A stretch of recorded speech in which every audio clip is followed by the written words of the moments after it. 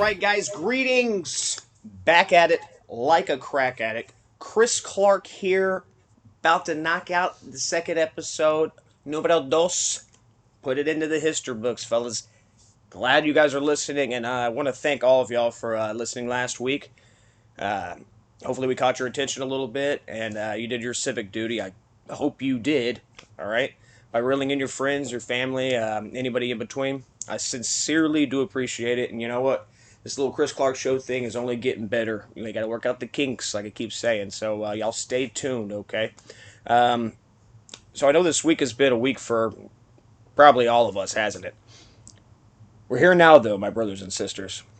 So let the smooth and sultry voice of the anointed uplift your spirits and help you transition into this upcoming week, okay? We don't have a lot of time here, so I'm going to have to just get right down to it. Let's get to our first segment.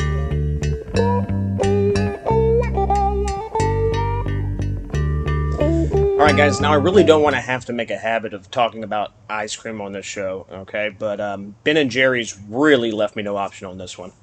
So here's the scoop, if you got that one. So on April 12th, the company said, let's see, quote, the murder of hashtag Dante Wright is rooted in white supremacy and results from the intentional criminalization of black and brown communities. This system can't be reformed, they say. It must be dismantled and a real system of public safety rebuilt from the ground up. End quote. Okay. What? Why? Why are we taking political viewpoints from an ice cream maker? It's the same thing as taking political messaging to heart from like a Dove soap company, or maybe even like LeBron James whenever he goes on television in his multi-million-dollar home to give speeches about how badly he's been oppressed. How much weight do how much weight do these guys even hold politically, and why do we allow them to hold it politically over us? And why do we even listen to anything they have to say? I mean, I know that back in like December of 2020, I think they came out with the flavor with Colin Kaepernick on a vegan ice cream flavor called Change the World. And you see what they did there? Puns, and I have to drop these puns on my show. They're just pissing me off now, okay? So I guess they, already had their left foot in the door. You see what I did there, Ben and Jerry? I just got you with that one. If it went over your head, I'm sorry. Okay? I got puns too. More to come. But let's get back to Bluebell, guys. Okay? I kind of wish Ben and Jerry's would have been the ones to be recalled like Bluebell was years ago. But it really is a good. It's good to know that we have real warriors with money and power to influence legislation on a matter that has absolutely nothing to do with creating delicious ice cream or creating soaps and products like that, or even playing basketball. I mean, didn't we talk last week about staying in your own lane? And I know that Bluebell did it first, but holy hell, talk about a great divide.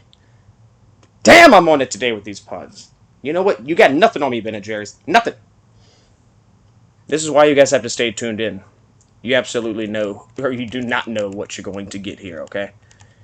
But they have pissed me off, so we're going to have to move on to the next segment before I just have an absolute aneurysm.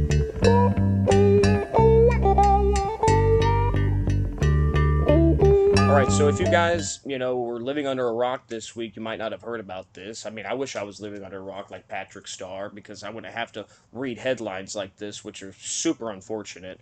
The killing of Dante Wright in Minneapolis. It's a terrible story, terrible tragedy.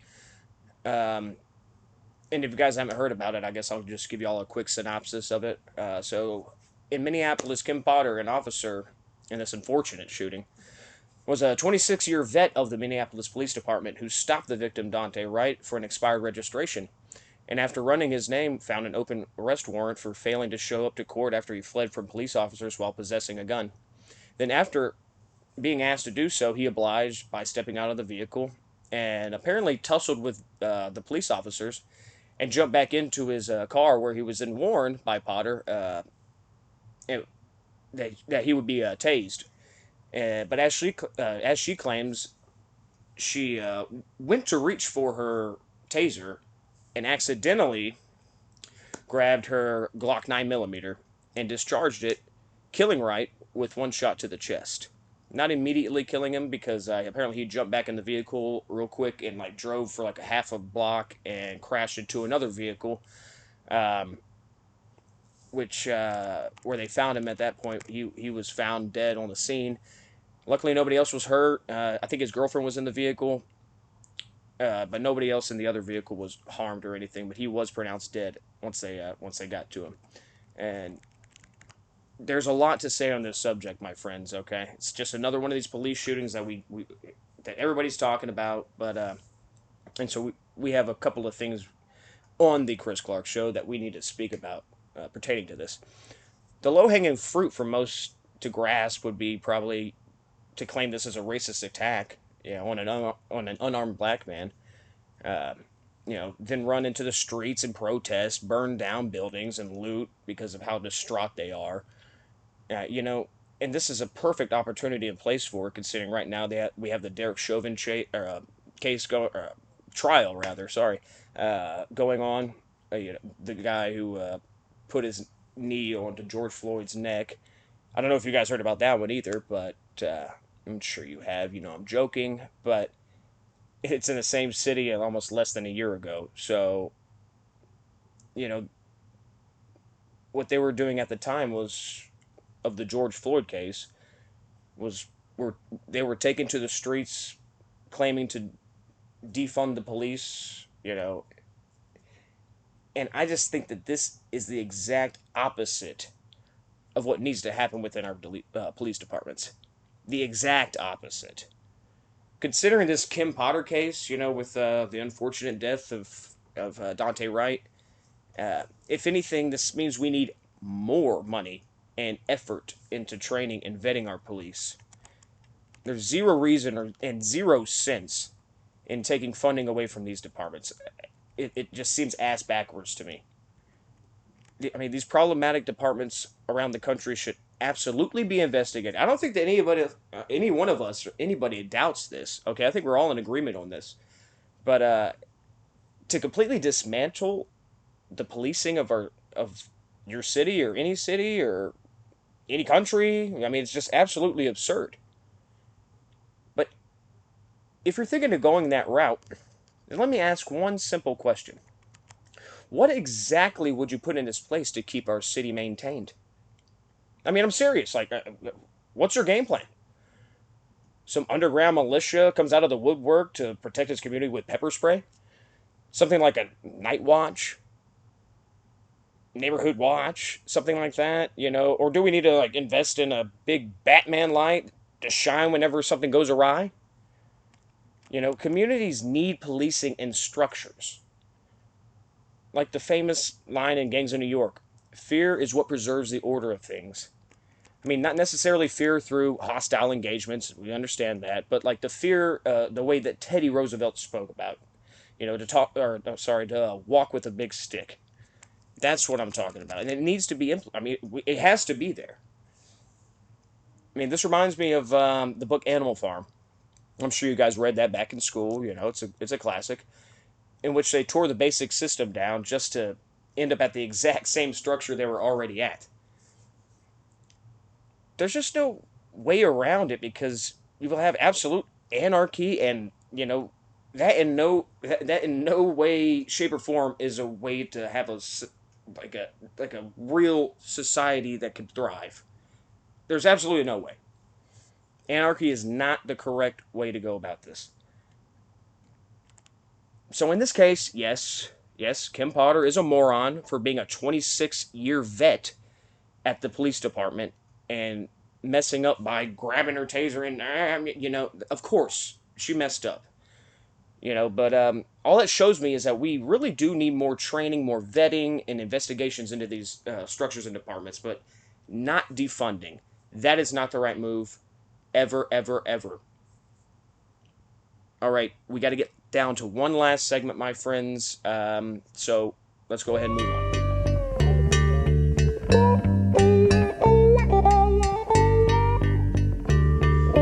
All right, so in our last segment, my friends, interesting video had surfaced through Project Veritas. showing CNN's, I think what his title is there, as technical director, named Charlie Chester, revealing just how slimy and propagandist their so-called network is. So apparently, a journalist went undercover to expose some of this, and you don't have to take my word for it. Go to YouTube, get up in that search bar, and do a clickety clickety click, and it's right there for you to see. All right, that is going to be the words you're going to hear mostly throughout this entire segment. Okay. Um, Anyways, I digress. In the interview, he's basically admitting that CNN probably and probably most news networks are pushing racial narratives and concealing what doesn't help their MO, and admits that. And I'm paraphrasing here. Okay, that you can basically shape an entire people's perception about anything through propaganda. Now anybody with a brain stem, okay, who reads and looks into things and doesn't take everything for face value, or on face value rather, has known this thing forever. Okay.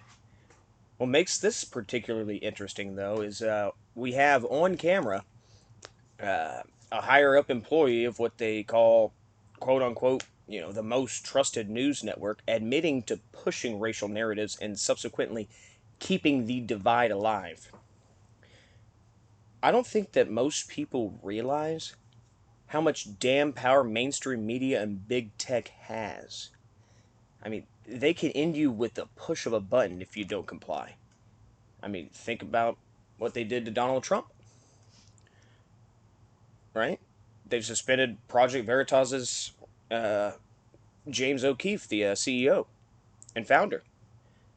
Remember the social media platform Parler? What did they do to them? If you don't conform, then you are dead. You are dead. You will be lost and not found. They don't have to burn the books, they just remove them, okay? This is all here for you to see. So why don't you choose to see it at all? Are you complacent with only what you've been told to believe without a second of your own research? That's much easier, isn't it, though? And you know what? If the glasses are coming off, you know that I'm being serious.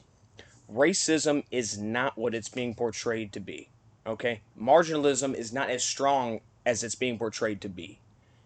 I can't say right off the top of my head at all any black or Mexican or any color friend that I've ever had who has legitimately been subjected to racism. Real legitimate racism. It's upsetting. And this is only a negative narrative that you're being told and forced and indoctrinated to believe. Wake up. Wake up, guys. It's all there for you to see.